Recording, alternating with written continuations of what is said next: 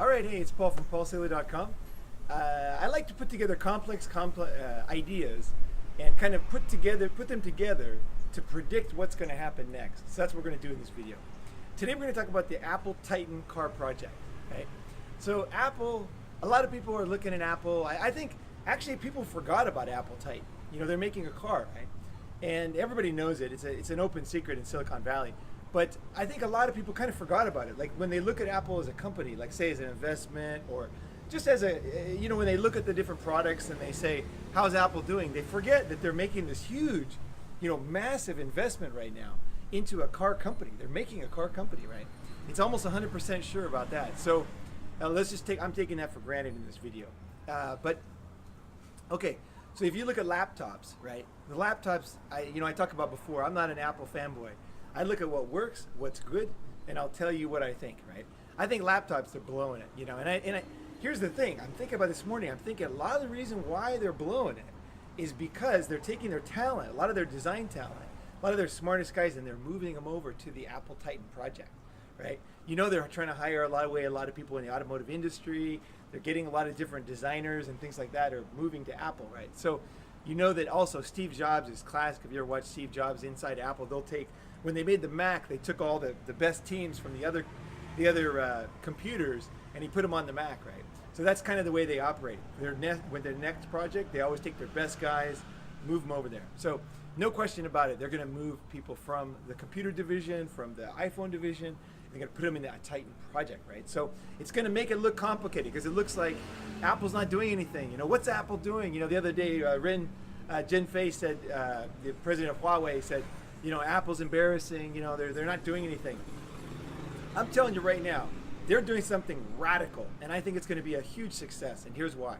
Okay, Apple Titan car. Okay, if you look at the other car companies, right, think of it like Saddam Hussein's army. Okay, why did Saddam get his ass kicked so bad? The reason why is because everything was obvious. Everybody knew where the troops were. You could see, you know, from the satellite, you could see the troops, you could see the barracks, you could see where they had all their infrastructure. They were like, it was probably like the last, like that type of army, you know, kind of like the British when they got beaten by the settlers because they were hiding, and then the British were, you know, wearing their red hats and everything, right? Very obvious. That's kind of what the car companies are doing right now. If you want to get in the car business, there's no mystery. You know exactly what Ford's doing. You know exactly what Chrysler's doing. You know exactly what Toyota's doing because they've been around for 100 years, right? So, you know, you have tons of people to talk to, you have tons of, you know, they're public companies, so all the data is public on them. So essentially think of them as like Saddam's army, just sitting there static. They're not changing much. It's basically the same stuff every year. They're making better economy, fuel economy, you know, maybe a little bit better in the wind tunnel, you know, they're trying to maybe add like, you know, they're trying to like make the dash a little better so it's, you know, like, you know, more like Apple or more like Google, right? They're trying to control it, right? And they're sitting ducks. These are older, you know, companies. Whenever you have an old company, you have retirement, you have expensive, you know, employees, you have expensive stuff, you have a lot of negatives. Because I say that because people say that Apple doesn't have a chance because it's not a car company. I say these are negatives. Okay, for right now in today's economy, these are negatives for a lot of reasons. If you look at Tesla, was not a car company, and now they have one of the finest cars ever made. In fact, you know, was it Motor Trend or Consumer Reports said it was the best crash test of any car ever made, and this is like their third model, right? So there's no doubt that today you can get into a business a lot faster than you could have before. And the other thing that people don't think about is that, okay, I like to think about this way. Imagine you're a fashion designer and you have a rhinoceros, right? Huge animal, right? And you're trying to make a mini skirt to make him look good, right? Very difficult, right? Not easy. You know, some people can do it better than others, right? If you look at the Japanese, they can take, when I say the elephant or the rhinoceros or whatever, it's a gasoline engine and a transmission. So you have this huge thing and you're trying to design a nice thing around it, right? Not easy, right? The Japanese are really good at it. They can take something and they can still make it look pretty good, right? When you go to electric, all of a sudden you don't have a drivetrain, right? So you don't have that thing in the middle, that big bump. You don't have the gasoline engine because the electric motors are tiny, right? They're super tiny. And the battery It's big, but it's on the bottom, and it gives you a nice balance and center of gravity, so you don't flip over when you go around corners. So the battery is actually not an engineering challenge, right? So a lot of people are going to get into electric cars that could never get into gasoline cars. I don't think the Tesla could have got into gasoline cars. I don't think it's possible. But the shift to electric makes the engineering challenge like 1/10 of what it used to be. Because basically now you're just designing the thing. You can take a go-kart and you can put an electric motor on it, and it's pretty good, right? You can't put to get in a gasoline engine to, be bolted onto a go-kart. It's not easy, right? You need a lot of engine mounts, and you got to balance it, and there's all kinds of stuff. With the electric one, just like that, right? So we're in a new world, and when people say that Apple's not a car company, I think they're not thinking about what is a car company, because it's a transportation way to get around, right? Okay, so how can Apple beat you? Okay, so people are thinking, I'm watching online, I'm reading the comments. Sometimes I make videos about cars, and I'll read the comments, and then people will say, Apple, it's not a car company. Unless the cars can fly, they're not going to succeed, right? That's people's idea. Let me tell you how Apple kicked people's butts in the past without having a better design. Okay, think about this. I don't know if you remember, let's say about 2000, 2003, there was a lot of MP3s on the market. They were mostly from Korea. Korea made awesome little MP3s. They were really fantastic. I mean, they were like, I had them, and I was actually writing a column about technology back then. So it was like these little MP3s, and I was all pro on the Korean ones because they were super easy to use. They had great battery. Mine had like a 36-hour battery. They had really functional. They were super, easy to understand. You could have them in your pocket, not even look at them. You could press the button and move it around. You knew how it worked. The Koreans basically were killing it in MP3s. And the Koreans also allowed you to record audio, so I could do my voice notes as I'm walking around, brainstorming. And also they had radio, so you could listen to radio, right? Things that Apple didn't have. Apple copied the Koreans by coming out with an MP3, but basically their MP3 sucks. I mean, the iPod sucks. I mean, it's just compared to the Korean, I'll still take an old Korean one over an Apple any day. But they decimated the Koreans. The Koreans just got their ass handed to them. Okay? How did that happen? They beat them because they thought more globally and more strategically than the Koreans on this particular issue.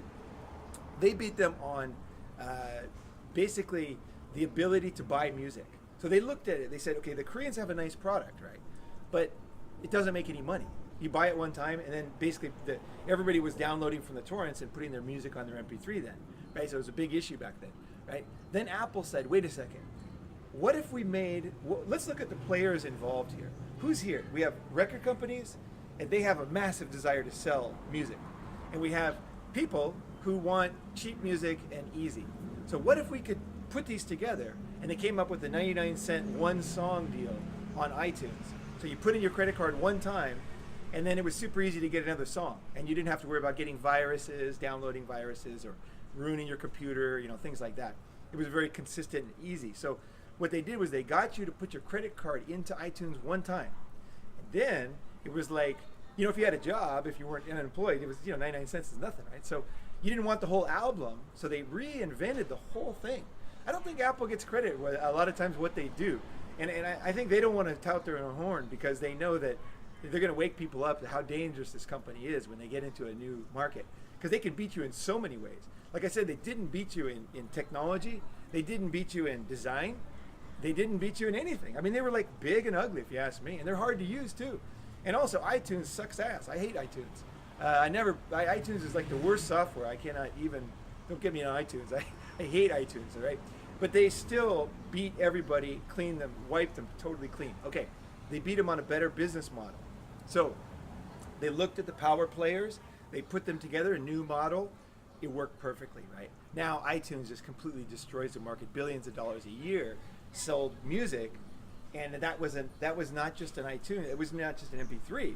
It was a whole new infrastructure. And then they did the same thing with the App Store. So Apple was not. I think now you take for granted that they make an iPhone, right? You're like, oh yeah, Apple's iPhone, right? They're great. Apple iPhone. Of course they control the market. Well, back when they were making iMacs, and when they were making, the original iMacs, the colored ones, and Steve Jobs came back in '98.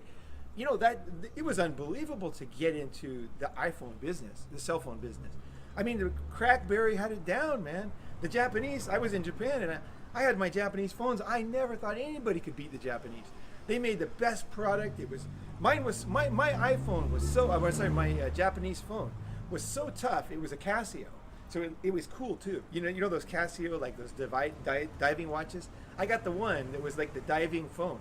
And it was all black and had these, it was very manly. It was really awesome. I actually still have it. It's a collector's item now, but it had all these like little handles on it, and it was all puffy and like looked super cool. And it was so tough that it fell out. Like I got in a fight with my girlfriend once. She threw it out of the car, driving down the road. It bounced off a wall or whatever.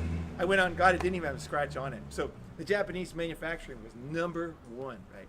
How is Apple going to get into cell phones when you're competing against the best manufacturing in the world, entrenched companies with billions and billions of dollars, to burn, and a great market and a great marketing, right? Impossible. No way. They did it. All right. So how else can Apple beat you? And how else is Apple dangerous? Apple is dangerous because they're international. Okay. Apple has a series. They have the most profitable retail stores in the world in any category. Apple stores make the most per square meter of any store. Okay. So you know where they are, right? You know where your local Apple store is, right? Even if you don't have an Apple product, right? You're like, oh, it's down at the mall or down there, right? Down on Nanjing Road, right? You know where it is, right? So they have this fantastic retail outlet, system for selling stuff. That's just an absolute machine, right? It's a combination of the Genius Bar, so you can get some help. If you got a Windows computer, where do you go for help? Nobody wants to help you because the software is different than the hardware. The chip maker is different than the case. The graphics card is different than, so like nobody really wants to help you. So you go to these general guys, right?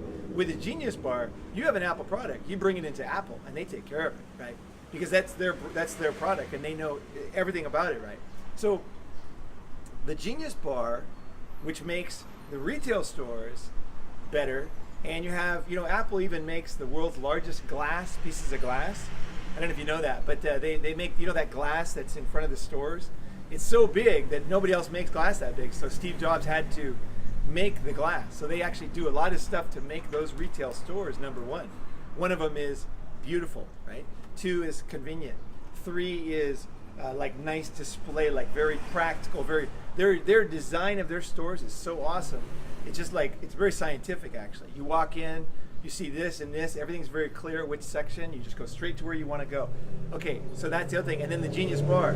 So you don't have to worry, you don't have to be afraid. So if you don't know tech, you can always go to the Apple store, get your problem fixed, right? Leave your computer, you can make an appointment online with your phone, super easy, right? Not saying it's perfect, but it's pretty damn good. Okay, now think about cars. Where do you buy cars? Who do you buy cars from? When you walk in an Apple store, they don't try to sell you anything. So with the user experience, when you walk in the Apple store, it's, hi, how you doing, And then you see something, if you like it, you ask questions. If you don't, nobody bothers you, right? You go to a car dealership, and it's terrible, right? It's like you come in, and the guy comes over, you're smoking a cigarette, you're like, hey, what can you afford, how much you got, like say, car salesman, nobody likes car salesmen, right? So the experience, and where are car companies?